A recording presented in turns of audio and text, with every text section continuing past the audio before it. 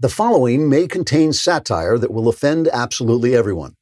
I want to apologize in advance for the fact that I don't care. Legal scholars have invented a new party game in which they read the latest opinion of Supreme Court Chief Justice John Roberts and try to determine what, if anything, it means.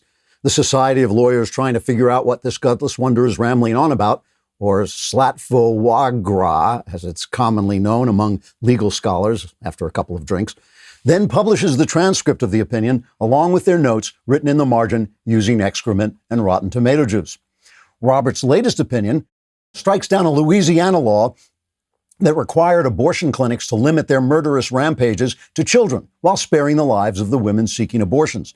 The majority determined that the law placed an undue burden on psychopathic serial killers who went to all the trouble of getting a medical degree in order to carry out their strange obsession with snuffing out the lives of helpless infants.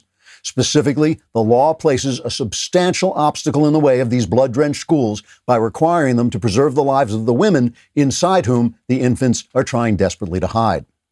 Roberts had dissented when a similar law in Texas was struck down, but now says that while that law shouldn't have been struck down, this law should be struck down because that law was struck down. Roberts wrote, quote, "When I wrote the Texas law was right, I opposed justices who said it was wrong, and since this law is similarly right, it must be wrong because they said it was wrong, so I was wrong when I said it was right. From now on, when I write right, read wrong, and when I write wrong, read right. Unless I write wrongs, then I'll write right to mean wrong." Unquote. After crafting the opinion, Roberts stood outside the White House in his black robe, clutched his crotch in one hand, and screamed, "Appoint this, you orange bastard." Roberts says the obscene gesture will serve as a precedent in future nonsensical opinions. Trigger warning, I'm Andrew Klavan, and this is The Andrew Klavan Show. I feel hunky-dunky, life is tickety-boo. Birds are winging, also singing hunky-dunky-doo. Ship-shaped, ipsy-topsy, the world is zippity-zing. It's a wonderful day, hurrah, hooray! It makes me want to sing. Oh, hurrah, hooray! Oh, hooray, hurrah! All right, back we are, laughing our way through the fall of the Republic. If you have not yet subscribed to the Andrew Klavan YouTube channel, please do. We did surpass 70,000, which I really appreciate. We're trying to get to 80,000 now. Please sign on. It really helps. Leave a comment. If your comment is even halfway intelligent, we might read it on the air just as a counterpoint to the rest of the show. We have one comment from The Writer's Lens. The Writer's Lens writes, "I used to respect you, but after hearing your commentary about Major League Soccer, I must say that I deeply admire you in new ways and countless fathoms that I was unaware of or could even be possible till now." That was my comment, that nobody is watching Major League Soccer, which is just the blank truth. The thing that is really on my mind a lot this week are the failures of conservatism. And this is not because I blame conservatives for the leftist violence and anti-Americanism sweeping the country. I blame the leftists. But the truth is, leftist ideas about race, about economics, about sex are all so stupid that we on the right, who offer freedom, wealth, and morality, must have really screwed up somewhere for their idiocy to spread as far as it has. So there are lots of things that come to mind when I think of our failures. I mentioned yesterday the cynicism of the Republican elite, the non-realistic approach of conservative intellectuals, and the sheer stinking cowardice and laziness of big-mouth cultural non-warriors. But there's something else. We spend a lot of time fighting the phony narratives of the left, but it's not enough to say the left is wrong. We have to explain why the right is right. We need a narrative of our own. I believe in religious tolerance, but I believe in it because I'm a Christian, formed by a Christian culture. Our founding religion, Christianity, is not social justice. It's not making tuna casseroles. It's not hating gay people. It has a content provided by Jesus Christ, who you may remember is the Son of the living God. We should be preaching that content in the face of both leftist violence and capitalist greed. I'm a genuine philosophical anti-racist, but no one is going to help the black underclass until they start helping themselves like every other group has had to, and no one's going to change the past. It's all on them. I've always been a friend to gay people, but it isn't hateful to say that the male-female couple is the central building block of every healthy society and needs to be singled out for societal support. I support a woman's right to live any life she wants, but femininity, homemaking, and motherhood are the bedrocks of civilized human life, and if we don't uplift them, we'll go down in flames.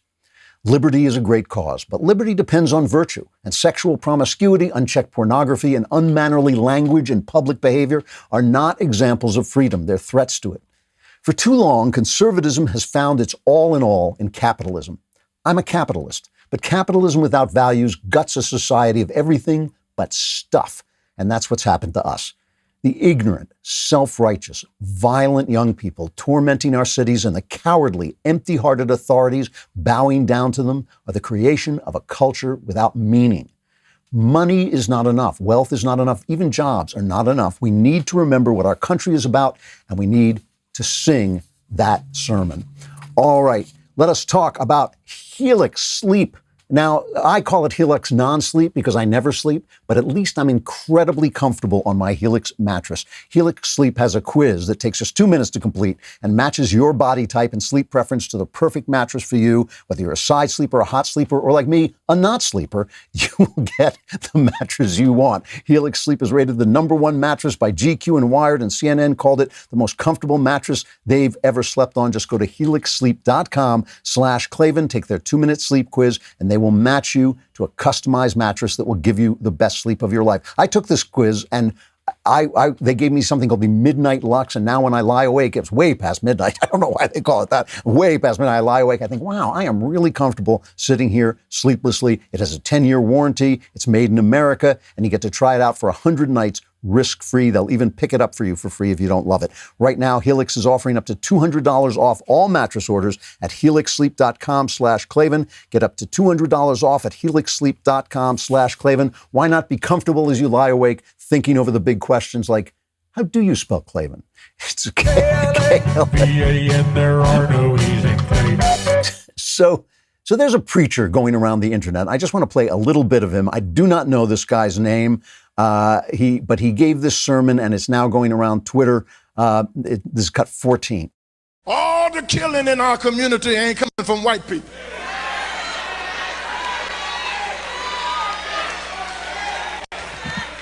Come on, say amen if you can.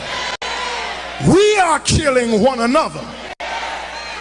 Our old people are scared to get out at night in their own community. They're not scared of white people. They're scared of young black boys on the street. Amen. Now, I know a lot of us, we want to concentrate on what he's saying. The fact that it's the problems in the black community have to be solved by the black community. They're problems of crime. They're problems of sexual immorality. They're problems of drugs and all these things that no defunding the police or white posturing is going to solve. And I think all of that is real.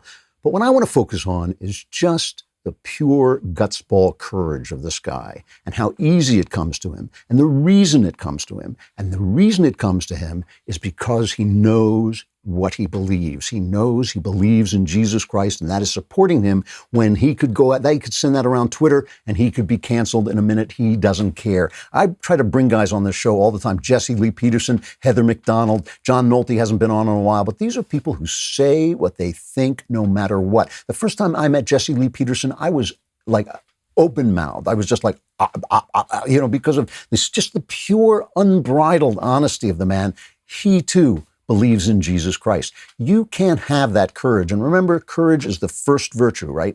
This is Aristotle. Courage is the first virtue because without it, there are no other virtues. You need to have courage in order to have virtue. Virtue always involves restraining yourself and going up against a non-virtuous society. It always does that. A virtue is always unpopular. It's always anti-societal. It's always anti-social. And so it requires courage. You can't have courage if you don't know what you stand for.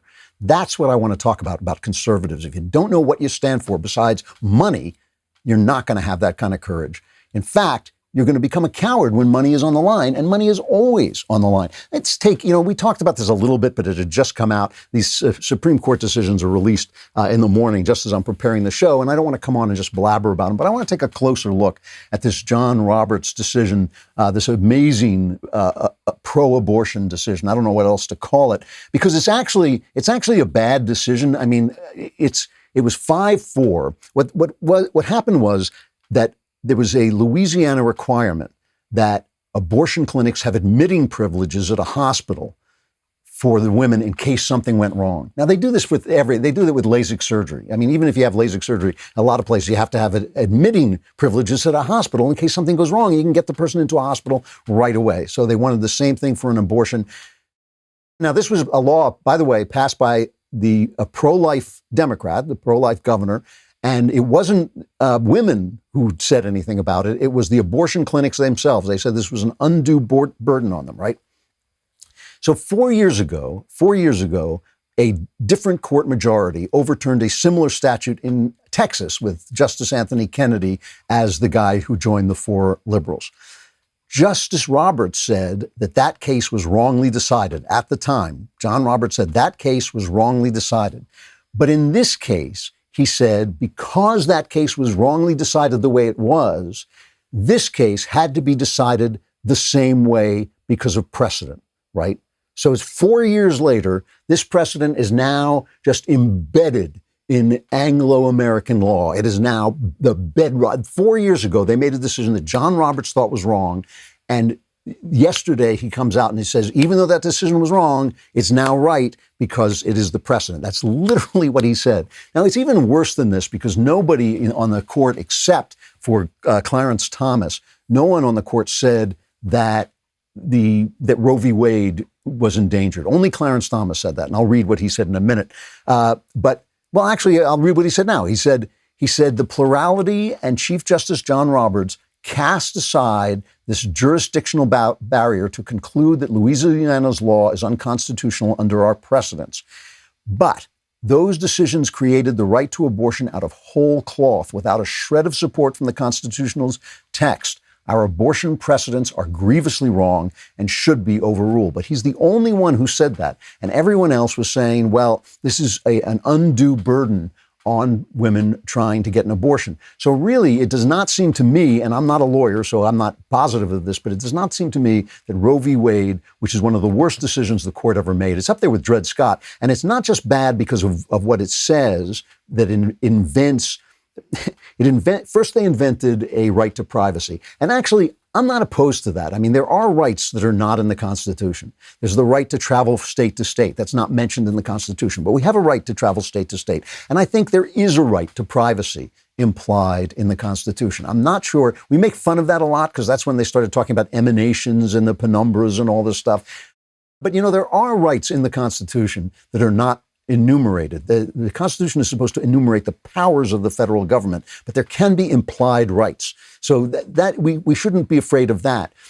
But they're basically rights to be left alone. The right to be able to speak is the right to not be bothered while you're speaking. The right to worship is to not be prevented from worshiping. There's all the rights in the Constitution are negative rights that are mentioned, right? And so I think there is a right to be left alone, to not be spied on, to not have the government put a camera in your bedroom or in your house or anywhere where they can watch you. I mean, I think that there is a right to privacy. How that right to privacy strips the fetus, the unborn child, of a right to life, that's where they lose me. That's where they lose me. I always think we're fighting the wrong fight on this. That's where they lose me. I do not understand why a right to privacy, an implied right to privacy, because even though the right to association is not in the Constitution, it's implied. An implied right to privacy, how that strips an unborn child of his rights, I simply do not know. So it's a really bad decision all around because nobody except Thomas, who is a man in full, and I'll talk about that in a minute, but no one except him stood up against Roe v. Wade. But what Roberts did is an extraordinary act of emptiness. To say that a wrongly decided decision from 4 years ago is now so embedded in law that I have to stick with it. Here's John Kennedy, who's always great for sound bites. He's from Louisiana, Senator John Kennedy. Here's his comment on it. The Chief Justice today joined with the four liberals on the court to strike down Louisiana's statute. 4 years ago, in a case out of Texas, same statute, same issue, the Chief Justice voted with the conservatives. Today, he voted with the liberals. He changed his vote. He flip-flopped. He flip-flopped like a banked catfish. And that's why I say the process worries me as much as the result. This is why so many people think that our federal courts, our federal judges have become nothing but politicians in robes. Well, I think there's a really good argument for that they've become politicians. And that's really what I want to talk about John Roberts. This is what I'm talking about conservatism. Really, since the Reagan era, conservatism has centered on capitalism. And there was some sense in that in the Reagan era when we were fighting communists. So we were the capitalists, they were the communists, and we were kind of defined by our enemies. But it has become gutted of meaning. And I know we love capitalism, and I love capitalism, and I think it's a great system. And I don't even think it is a system. I think it's just fair trade. It's just trading with people. It's just what people naturally do. And it's wonderful. But it's obviously, just like any ism, without values, it's nothing. Without a structure of values, it's nothing. It is not conservatism to be a capitalist. It is not conservatism to be a libertarian to the point where you don't understand that some values have to be in place to remain in order for freedom to remain. Look how quickly our freedoms are being eroded. They're being eroded while we speak. People are being fired from their jobs for speaking their mind. People are in danger for speaking their mind. People are committing acts of vandalism while governors and mayors nod and say, oh, well, it's a fair expression of anger, right? Look how empty this is. John Roberts, now people are always speculating about his motives, and I'm going to do that. I'm going to speculate about his motives. But the one thing I can say that's not speculation is he can't possibly believe what he wrote in this opinion. He can't possibly believe that a wrongly decided decision from 4 years ago is strong enough precedent that stare decisis kicks into place, and forever after, that's the way these cases have to be decided. That he can't possibly believe that. No rational person could possibly believe that. After all, there used to be laws permitting slavery. Where are they? They're gone. There used to be laws protecting children, the lives of children. Where are they? Things can be reversed. Important decisions can be reversed. Important precedents can be reversed. This is a nothing precedent, just something, as I say, that applies to people who have LASIK surgery. Why shouldn't it apply to people who have an abortion, that they have admitting rights? Maybe it was a tactic. It probably was a tactic to help the pro-life forces. But still, that doesn't mean that John Roberts believes what he said. And it's part of a pattern. This is part of a pattern on the way he acts, right? He is the guy who said that the insurance mandate was a tax, even in Obamacare, where they taxed you for not buying insurance. So the government suddenly had the right to fine you. They had the right to fine you for not doing something. Oh, you didn't go out and get exercise. That's going to be bad for your health. We're fining you for that. Once the government has that power, they have the power to force you to do anything they want. They specifically said when they passed that law that this is not a tax. John Roberts changed it because he did not want to override Obamacare. On the other day on immigration, right? Obama had an illegal executive order allowing the DACA people to stay. When Donald Trump said he was going to overturn it, they said, no, you can't do that because your procedure is wrong. John Roberts said, your procedure is wrong.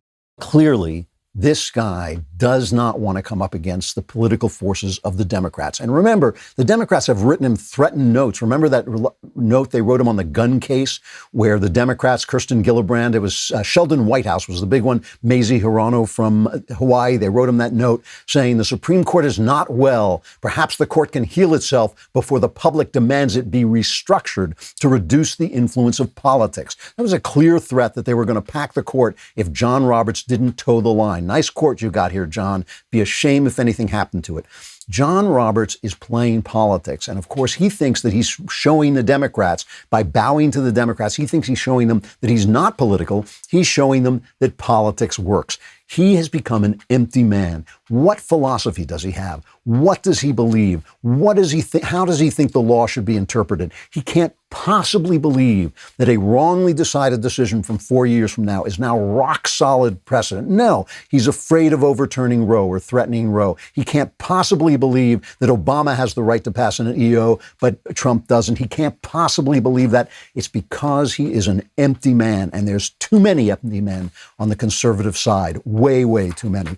All right, let's talk about Candid Co. While you're staying at home is a great time to fix your smile. So when you're on Zoom or you're on Skype or whatever, and you see that little box with your picture on it, you think, wow, that guy has a great smile. Ooh, it's me. Candid Co. can help. Unlike braces, Candid clear aligners are comfortable, removable, totally invisible, so you can transform your smile without anyone noticing a thing. Plus, your treatment is prescribed and monitored remotely by a licensed orthodontists. That's not true at other companies. Candid only works with orthodontists, never general dentists. That means your treatment will be designed by an expert in tooth movement. With other remote clear aligner options, you may never hear from a doctor at all as you go through treatment. With Candid, not only will your treatment be designed by an experienced orthodontist, but it also includes remote monitoring by that same orthodontist throughout. So if you're ready to take the first step towards straighter teeth for a limited time, you can get started with $75 off by using code Klavan at candidco.com/Klavan. That's candidco.com/Klavan.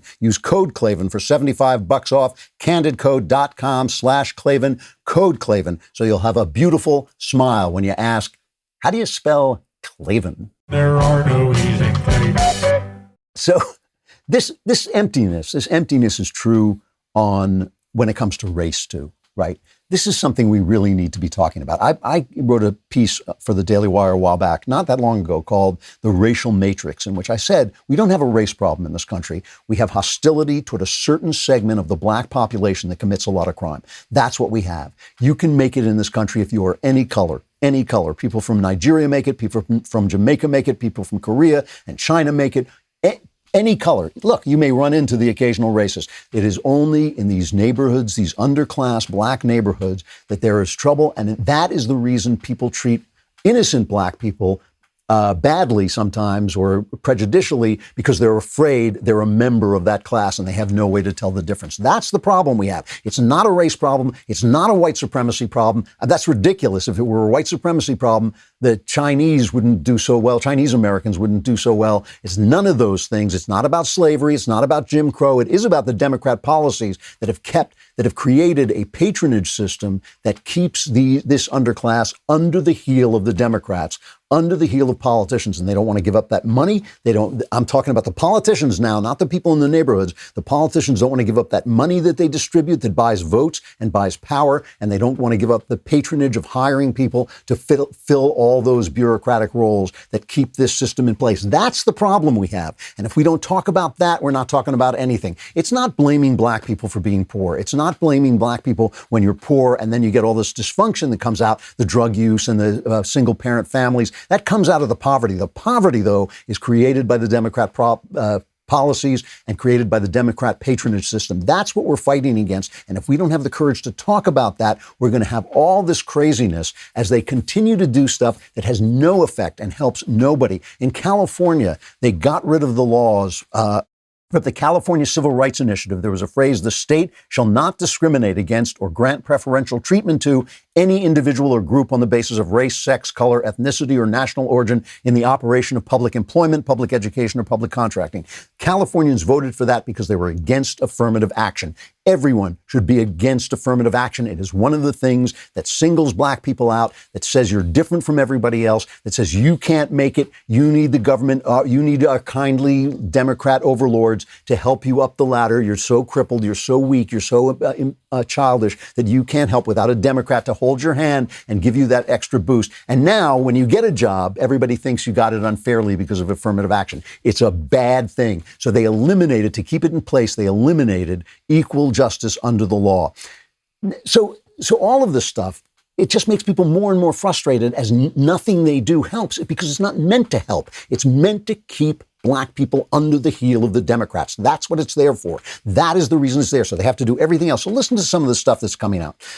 The global opinions editor of the Washington Post, this is the global opinions editor, she sent out a tweet that said, the lies and tears of white women hath wrought the 1921 Tulsa massacre, the murder of Emmett Till, exclusion of black women from feminist movements. 53% of white women voted for Trump. White women are lucky that we're just calling them Karens and not calling for revenge. This is a woman named Karen Attiah, the global opinions editor of the Washington Post, saying the white women are lucky they're not calling for revenge. She took the tweet down. She damn well should take the tweet down. But what kind of, that kind of hatred that's coming out and that is being excused, and the fact that the Washington Post isn't firing her, nothing's going to happen to her. Never mind her. CBS This Morning, Gayle King, right? This is one of the top media posts in the country. She had D.L. Hewley, the comedian actor, comes on. He's got a book called Surrender, White People,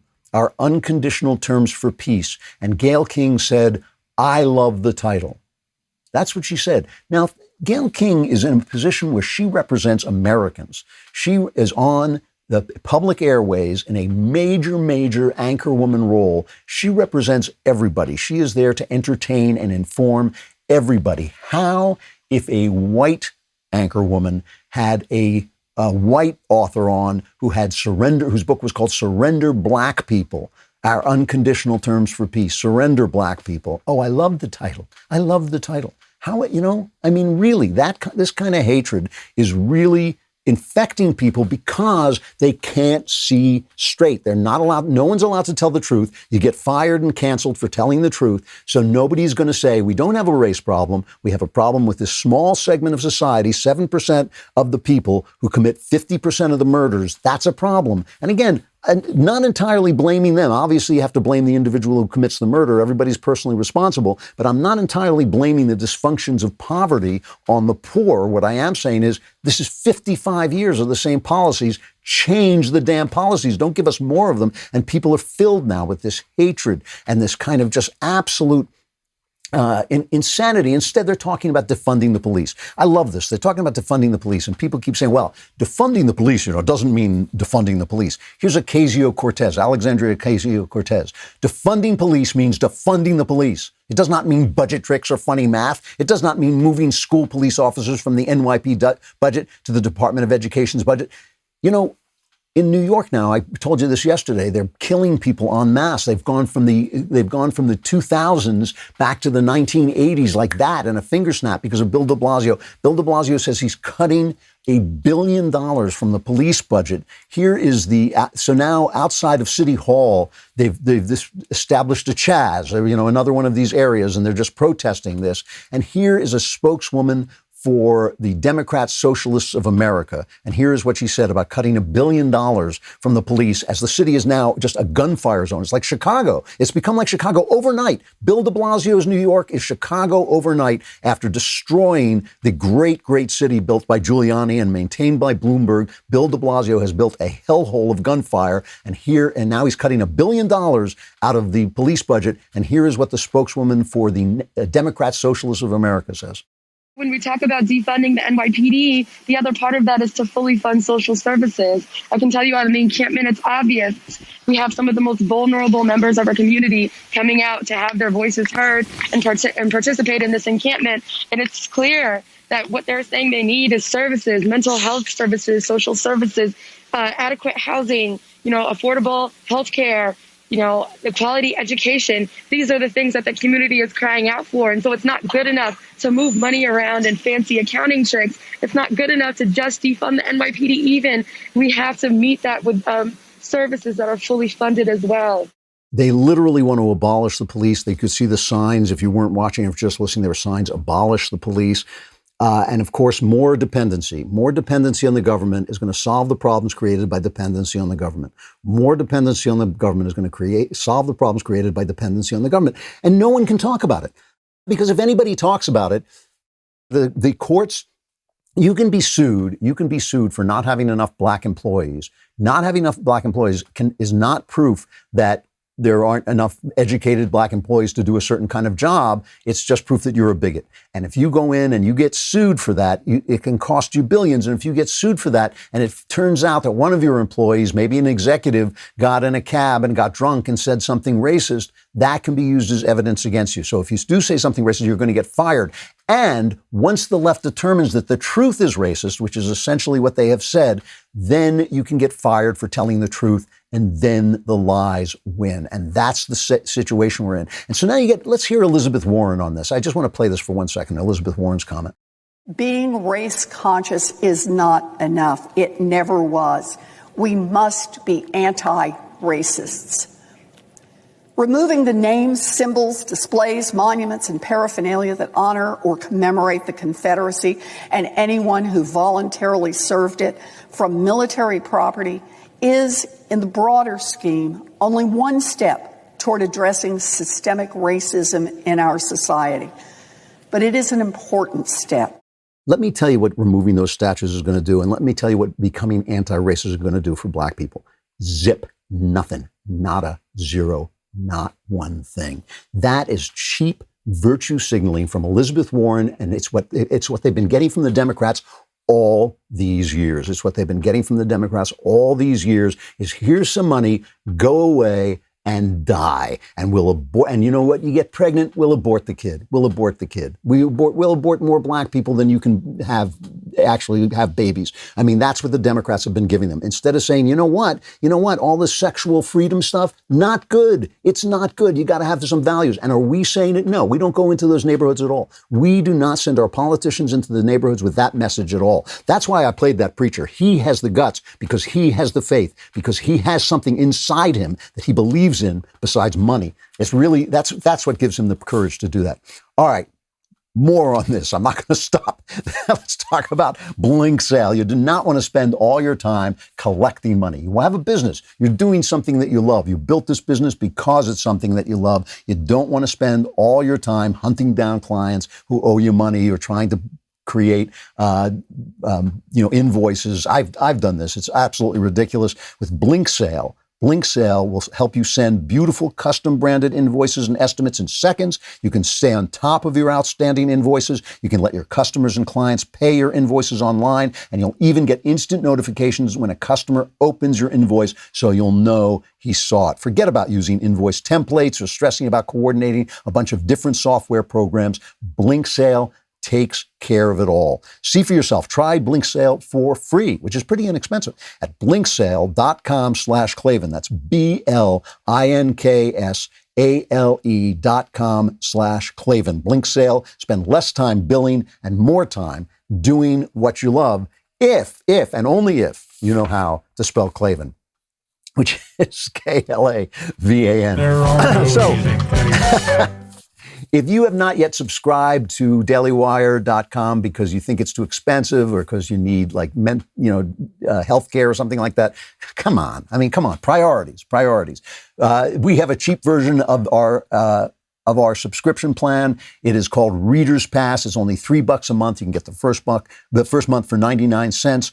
You'll get access to our mobile app, which is great. The articles will be ad-free and access to exclusive editorials like this one from Matt Walsh. They never say me. They never say me. Matt Walsh has one called Activist Wants Reimagined to be our new anthem. It's the worst song ever written. Matt Walsh is 100% correct about that. It's not the second worst song. It is the worst song ever written.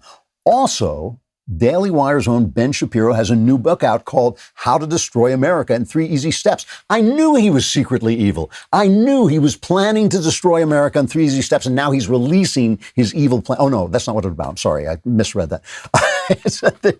You can pre-order your copy of Ben's new book at dailywire.com/Ben or find it on Amazon or Barnes & Noble. The book covers 2 fundamentally different visions for America that are now on the table. One vision finds unity in shared philosophy, culture, and history. The other disintegrates our country in the name of fundamental change. Disintegrations use weapons like cancel culture to silence anyone or anything that disagrees with them, and we're seeing this in full display right now. Shapiro covers all of this ground and more. The book is called How to Destroy America in 3 Easy Steps, and it's not a plan, it's a warning. Again, pre-order your copy at dailywire.com/Ben, Barnes & Noble, or Amazon to get the full picture of this strange moment in history. Come over to dailywire.com and subscribe. Tomorrow's the mailbag, isn't it? I forgot all about the mailbag. Don't forget the mailbag. You got to subscribe to be in the mailbag. You go to the dailywire.com, hit the podcast button, the Andrew Klavan podcast, hit that mailbag symbol and ask anything you want about religion, your personal life, politics. All my answers are guaranteed correct and will change your life, possibly for the better, just possibly for the better. And we love it if you send them in videos. Keep your videos in under 1 minute. They will not get preferential treatment. We will just go for the best questions. But if you have a good question and you want to say it on video and actually be on, we will play a video if it's under a minute. Come on over to dailywire.com and subscribe, and all your problems will be solved tomorrow.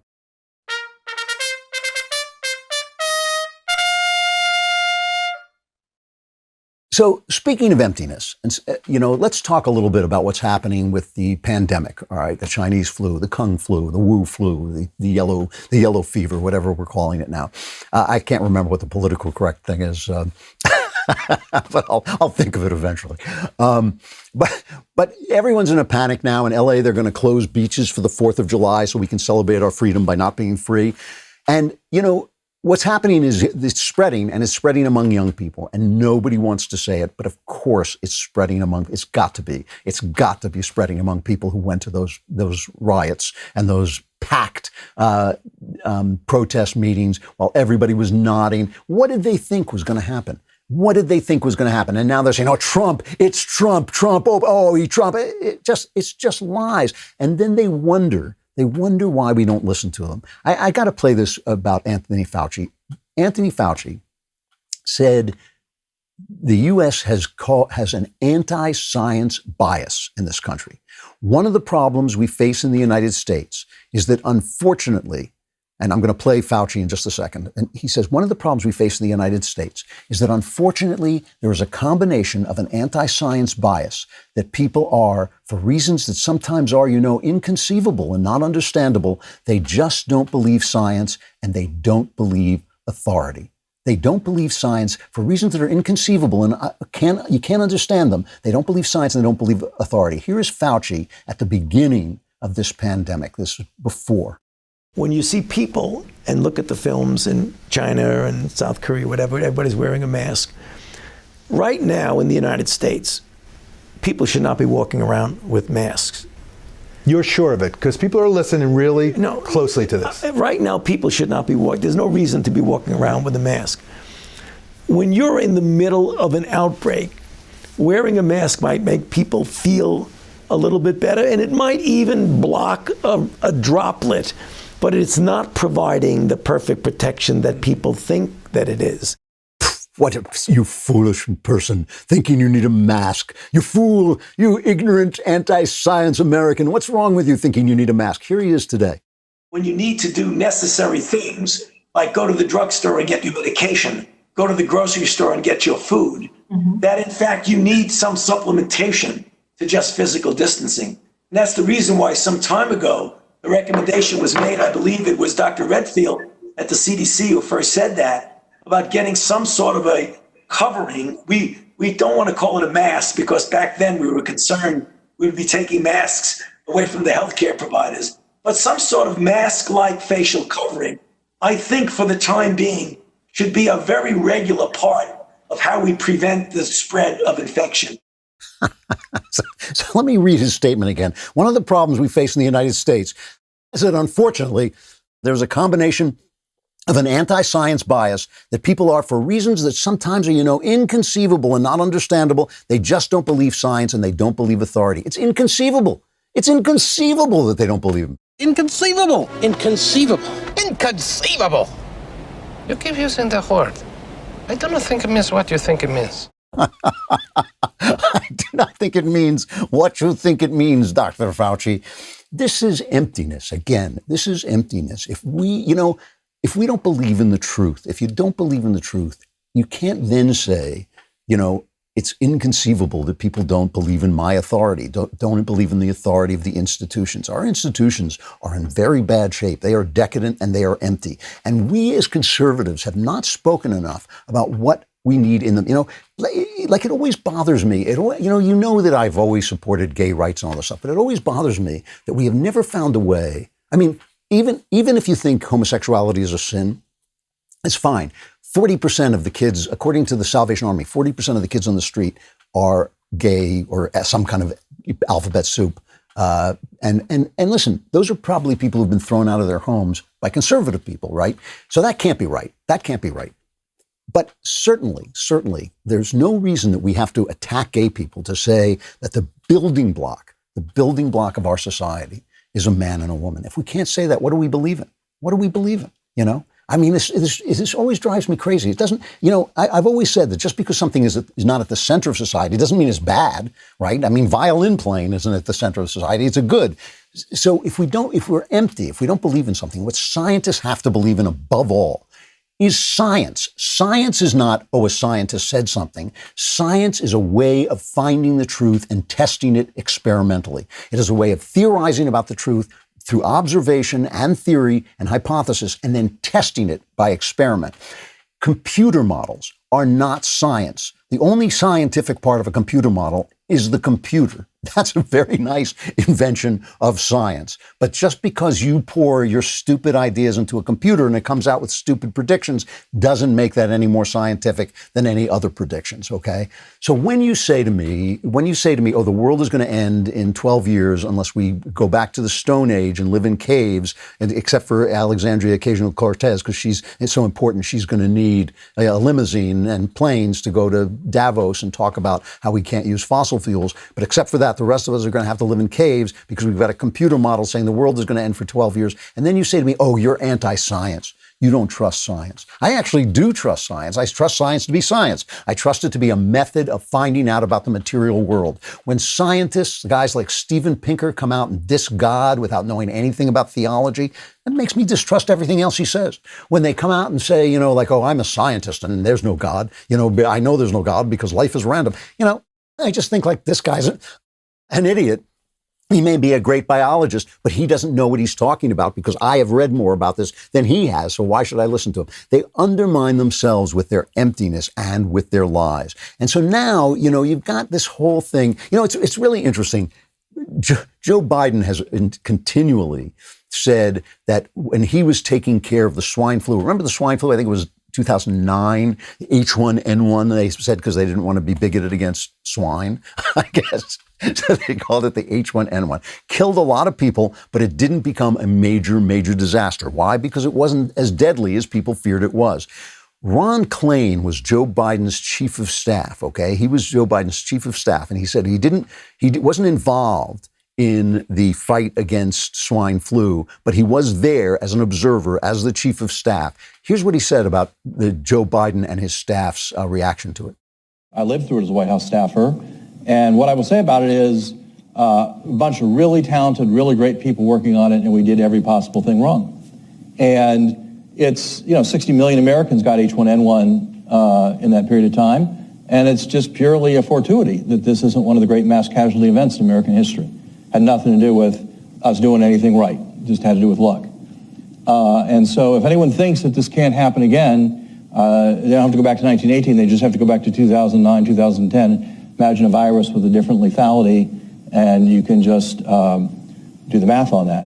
He was saying this in 2019 before the new virus hit, and so they can dump everything on Trump. But when all the press backs this up, they all do it. They all want to blame Trump for everything, and they all want to elevate Cuomo, who has done such a bad job. There's still more people dying of this in New York than there are anywhere else in America. I mean, they're saying, oh, Texas is really on the rise, and Florida's really on the rise because they want to get Republicans. Still more people dying where the love gov, the Cuomo-sexual, is still their favorite guy. Still more people dying in New York as New York City falls apart because of the bad governance there. So when you have a press, then the press gets angry at Kayleigh McEnany, the press secretary, for coming up and listing one lie after another. They say, this is undermining our credibility. I mean, you got to salute them for their sense of humor. But, to bring this back to us, because we don't have any control over them. We don't really have any control over the left. The left is going to be the left, right? That's why I'm not blaming conservatives when I talk about this. I'm just saying what we have to do. We have to start talking about what we believe and why we believe. It all starts with the individual. Society is important. The church is important. The way we live together is important, but the basic building block of life is the individual. And the basic building block of a society is an individual who is a man and an individual who is a woman coming together in a relationship that is going to produce the next generation and how they're going to do it. That's the way the world works. And we should be talking about that because it's real and because it elevates people who do real stuff instead of elevating every crazy person who has a new idea about how reality is going to look that has nothing to do with that actual thing that we call reality. These are the things we need to be talking about, and we need to be talking about them fearlessly, or we're done for. I got to stop there. I'm out of time. I had more to say, but I'm going to stop. Tomorrow is the mailbag. DailyWire.com. Subscribe. Hit the podcast button, the Andrew Klavan podcast. Hit that little mailbag symbol. Send in your questions, video questions if you got them for under a minute, and I will solve all your problems. That's a guarantee we give. We actually sign a paper saying that we will solve all your problems, guaranteed, and then we burn the paper and pretend it doesn't exist. But I'll be here on the Andrew Klavan Show. I'm Andrew Klavan.